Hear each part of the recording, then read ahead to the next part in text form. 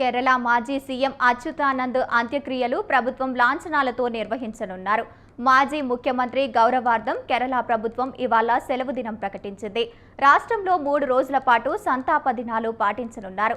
కేరళ మహా కమ్యూనిస్టు నాయకుడిగా అచ్యుతానందన్ పార్థివ దేహాన్ని సందర్శనార్థం తిరువనంతపురంలోని ఆయన నివాసంలో ఉంచనున్నారు.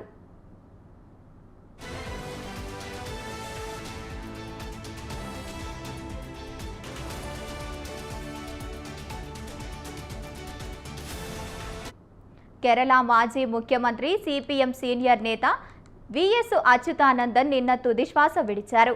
ఆయన వయస్సు, అనారోగ్య సమస్యలతో గత కొంతకాలంగా జీవితానికి దూరంగా ఉన్నారు. ఆయన్ను పేదలు పక్షపాతిగా, నిజాయితీగా ప్రతిపాదనగా దేశ ప్రజలు గుర్తుకు చేసుకుంటున్నారు. విఎస్ జీవితమంతా ప్రజల పక్షంలోనే సాగింది. సిపిఐ నుంచి విడిపోయిన సిపిఎం పార్టీ స్థాపనలో ఆయన కీలక పాత్ర పోషించారు. 32 మంది వ్యవస్థాపకుల్లో ఆయన ఒకరు. 1965 నుంచి 2016 వరకు 10 సార్లు శాసనసభకు పోటీ చేసి 7 సార్లు విజయం సాధించారు. 2006లో 82 ఏళ్ల వయసులో సీఎంగా బాధ్యత స్వీకరించి సిపిఎంను తిరిగి అధికారంలోకి తెచ్చారు.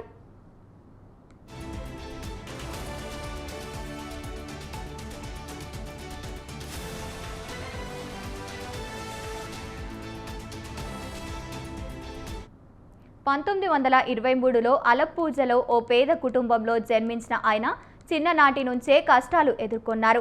తల్లిదండ్రులను చిన్న వయసులోనే కోల్పోయారు. యువకుడిగా టైలర్ షాపులో పనిచేశారు. కొబ్బరి పరిశ్రమల్లో పనిచేసే సమయంలో కమ్యూనిస్టు ఉద్యమంలో చేరాడు. అంతటి సమర్పణలో పార్టీ కోసం జీవితం అంకితం చేశారు. విఎస్ మృతిపై సిపిఎం పార్టీ స్పందిస్తూ ఆయనకు రెడ్ సెల్యూట్ ప్రకటించింది.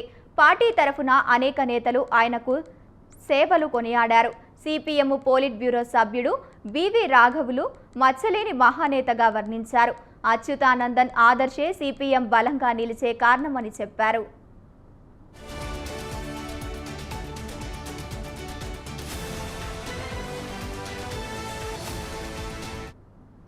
విఎస్ మృతిపై పలువురు ప్రముఖులు దిగ్భ్రాంతి వ్యక్తం చేశారు.